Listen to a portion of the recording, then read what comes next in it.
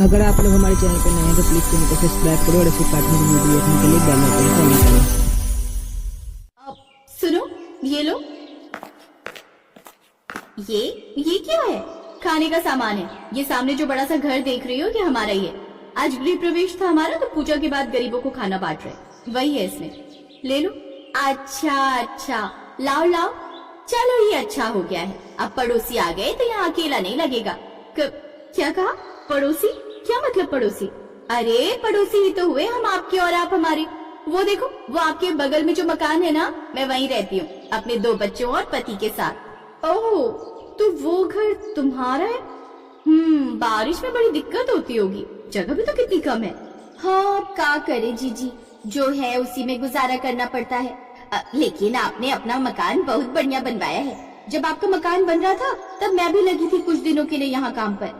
वो कहा है ना, 4 साल पहले मेरे पति को लकवा मार गया था, तब से बिस्तर पर ही है, तो अब सब कुछ मुझे ही देखना पड़ता है। तो अब क्या काम करती हो? अब जो मिल जाए। वो रोड पर जो सोसाइटी है ना, अभी वहीं के 1-2 घरों का काम पकड़ रखा है। इससे पहले मैं एक स्कूल में लगी थी और उससे पहले कावेरी थोड़ी बड़बोली किस्म की थी, इसलिए सलोनी के एक सवाल के वो कई जवाब दे रही थी। जब उससे और बर्दाश्त नहीं हुआ तो वो कावेरी की पूरी बात सुने बिना ही वहाँ से चली गई।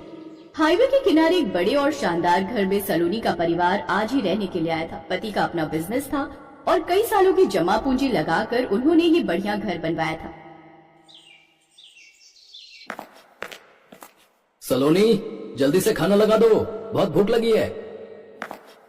डाइनिंग टेबल पर सब पहले ही रख दिया, जाकर खुद ले लो। ओके। वैसे तुम किसी बात से नाराज हो क्या? पूजा तो खूब अच्छे से हो गई थी। घर का इंटीरियर भी तुम्हारे हिसाब से ही है, तो फिर बच्चों ने कुछ किया क्या?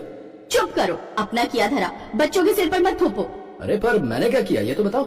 हम अपना पुराना घर छोड़कर यहाँ क्यों शिफ्ट हुए, जरा बताओ मुझे। क्योंकि वहाँ की लोकेलिटी पसंद नहीं थी तुम्हें, है ना? हाँ, और यहाँ आकर क्या मिला?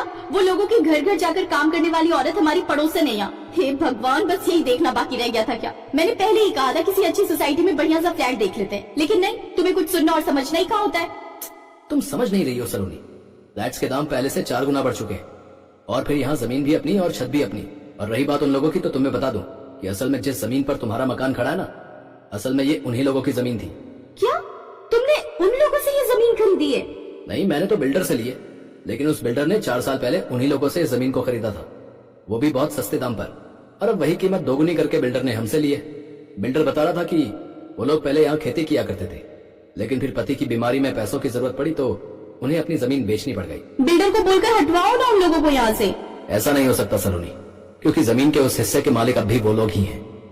उन्होंने रहने लायक जमीन छोड़कर बाकी हिस्सा बिल्डर को बेचा था, इसलिए उन्हें यहाँ से कोई नहीं हटा सकता।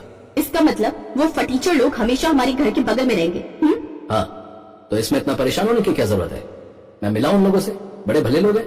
मुझे बस इतना पता है कि वो लोग हमारे स्टैंडर्ड को बिल्कुल भी मैच नहीं करते और मैं उन्हें अपने घर के बगल में बिल्कुल बर्दाश्त नहीं कर सकती, समझे? तो सलोनी अपना नजरिया और फैसला बता चुकी थी और विशाल इसी उधेड़बुन में था कि अब वो क्या करे।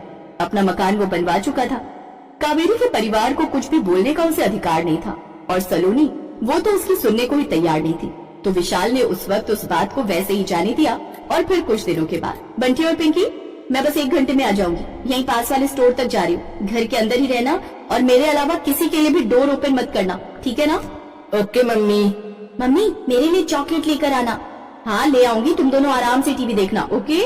अपने बच्चों को घर में अकेला छोड़कर सलोनी पास के एक स्टोर में शॉपिंग के लिए चली गई, लेकिन उसके पीछे उसके घर में जो हुआ वो उसने सपने में भी नहीं सोचा था। शॉर्ट सर्किट की वजह से अचानक ही घर में आग लग गई और देखते ही देखते पूरा घर आग की लपटों से घिर गया। आसपास के कई लोग वहाँ इकट्ठे हो गए और तभी सलोनी भी वापस आई। ये क्या हो गया? मेरे बच्चे अंदर है, कोई बचाओ उन्हें, प्लीज प्लीज भाई साहब, कुछ तो कीजिए, मेरे बच्चों को बचा लीजिए, भगवान के लिए मेरी मदद कीजिए।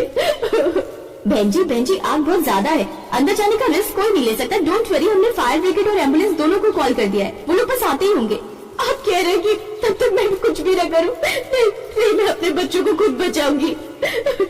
ये कहकर सलोनी अपने जलते घर की तरफ जाने को हुई, लेकिन तभी घर का दरवाजा तेज आवाज के साथ जमीन पर गिरा और अंदर से कोई बाहर निकला जो ऊपर से नीचे तक आग की लपटों से घिरा हुआ था, लेकिन उसकी गोद में कंबल में लिपटे सलोनी के दोनों बच्चे पूरी तरह सुरक्षित थे। वो कावेरी थी जिसने अपनी जान पर खेलकर सलोनी के दोनों बच्चों को बचाया था। दोनों बच्चे दौड़कर सलोनी से लिपट गए और कावेरी बेहोश होकर जमीन पर गिर गई। बंटी, पिंकी, तुम दोनों ठीक तो हो ना? हाँ मम्मी, लेकिन वो आंटी ठीक नहीं है। उन्हें बचाने के चक्कर में उनको बहुत चोट लग गई, देखो ना। अब जाकर सलोनी का ध्यान कावेरी पर गया। एम्बुलेंस और फायर ब्रिगेड तब तक वहाँ पहुँच चुकी थी। सलोनी फौरन कावेरी को अस्पताल लेकर पहुँची और उसका इलाज कराया गया।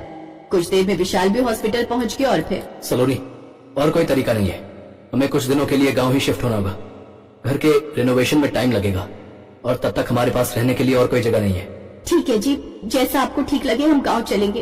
अरे ऐसे कैसे गांव चले जाएंगे, तो बच्चों के स्कूल का क्या होगा, और फिर भाई साहब का काम भी तो है। अच्छी जी, अगर ठीक लगे तो आप लोग हमारे घर में रह सकते हो, बस जगह थोड़ी कम है हमारे पास। जगह से कोई फर्क नहीं पड़ता। तुम्हारे बड़े दिल में कितनी जगह है हमारे लिए, ये मैंने देख भी लिया और समझ भी लिया कावेरी। तुम्हें ना कहने की अब हिम्मत नहीं है मुझ में। इस तरह सलोनी के मन का सारा मैल और घमंड एक ही दिन में धुल गया। अपने परिवार के साथ वो अब कावेरी के घर में रहने जा रही थी और इस बात की उसे खुशी भी थी।